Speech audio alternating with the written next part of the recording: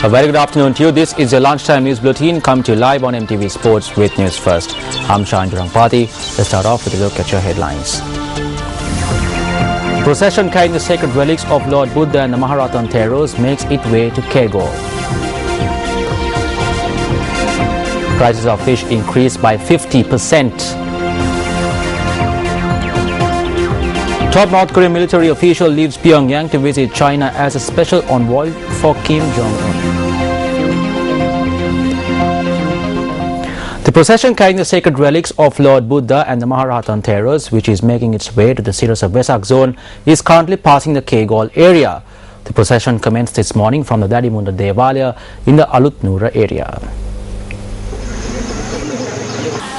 Lord Buddha's Keshadhatu and the sacred relics of 10 other Maharathan Theros were placed in a special vehicle at the auspicious time of 7:40 a.m. at the premises of the Yati Halagala Raja Mahaviharaya. Subsequently, the processions carrying the sacred relics arrived at the Askari Mahaviharaya. The Mahanayakas of the Malwatu and Askari chapters blessed the relics thereafter.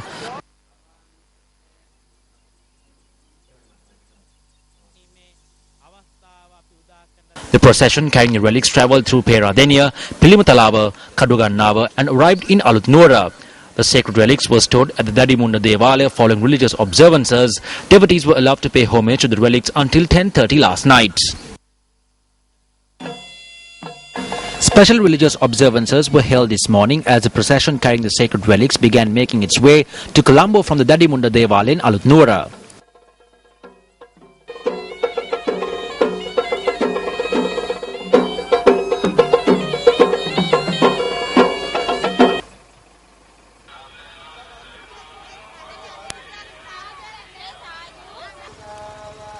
The procession will travel through Kegol, Varakapula, Dangovita, Pasiala, Nitambua and Kalagedihena to the Dadagamo Viharaya.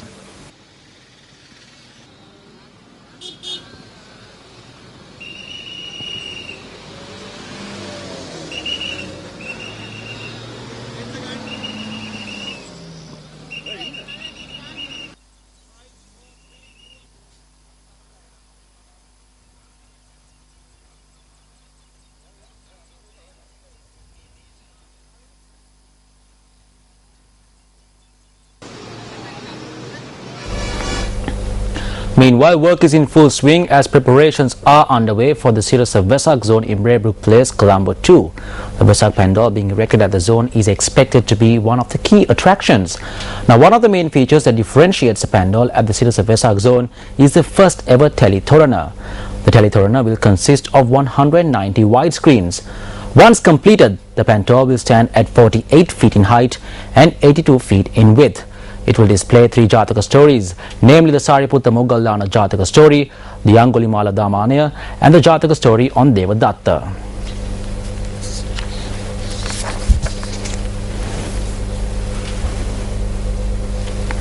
Also making headlines this afternoon, fish prices in the market have seen a dramatic increase.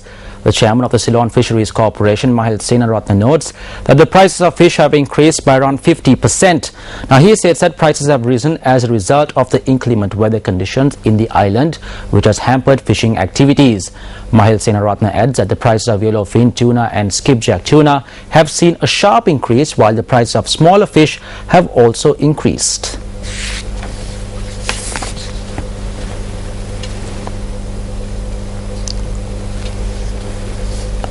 Meanwhile, a woman died in the Singapore area in Balikanda in yet another wild elephant attack. The woman was identified as 64-year-old DG Nandavati, a resident of the Singapore area. Our correspondent says the woman was attacked by a wild elephant close to her residence yesterday. Although Nandavati was a mother of 6, she lived alone at her residence. Her body was found last evening. An individual has been shot dead in the Chinagolda area in Mahagama, Madampe.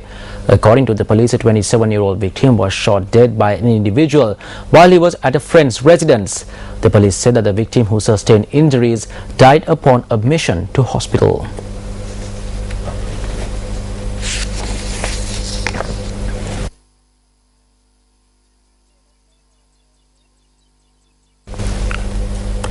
A youth who went to bed in the Gamanpila river in Bandaragama has drowned. According to the police media unit, the accident had taken place yesterday when the victim had gone to bed with a group of friends. The deceased has been identified as an 18-year-old resident of Walgama. The remains are currently lying at the Horana Hospital and the post-mortem examination is scheduled to be conducted today.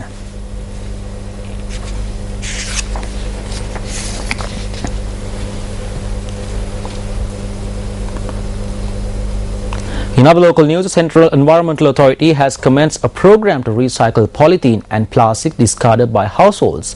Chairman of the authority, Vimal Rubasinghe, noted that recycling centres will be established in the Colombo, Gampaha and Kaluthara districts. The chairman of the Central Environmental Authority said that a sum of 5 million rupees has been allocated for each recycling centre to purchase the required machinery. Rubasinghe also said that the recycling plant in Horana has already been completed and the plant should begin operations in the near future. The chairman pointed out that recycling centres will provide a procedure aimed at converting discarded polythene and plastics into raw materials that could be used for other purposes. A decision has been taken to relocate several classes of the primary section of the Gamini Mahavidyalaya in Ampara. Now, the decision was taken since the building where classes are conducted is in a dilapidated condition. Students starting in 6 grade 5 classes at the Gamini Mahavidyalaya in Ampara have been relocated. Parents had notified the relevant officials of the cracks appearing in many parts of the building. As the building is in an unsafe condition, students have been relocated to outdoor classes. Ampara District Secretary Neil Diavis, who visited the school yesterday, inspected this particular building. Following discussions with the parents, a decision was taken to temporarily relocate students to another area.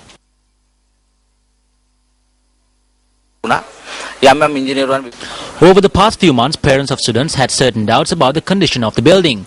The matter was addressed to the mayor and me after statements were obtained from engineers. We discussed about the matter this morning. We inspected the building and identified the shortcomings in its construction. Therefore, we decided to appoint a more experienced group of engineers to either rebuild this building or renovate it depending on the current status of the foundation.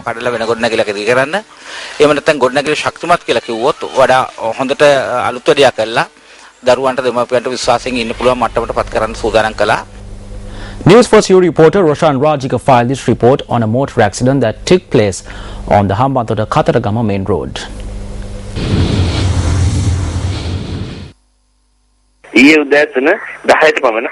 A lorry transporting salt from the Hambantota Sultan collided head-on with a cab travelling from Hambantota to Katharagama.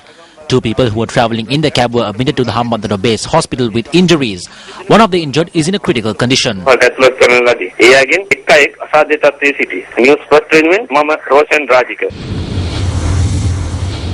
ends today's edition of Lunchtime News. Thank you very much for watching. For News First, I'm Shanjaram Prati. Goodbye and take care.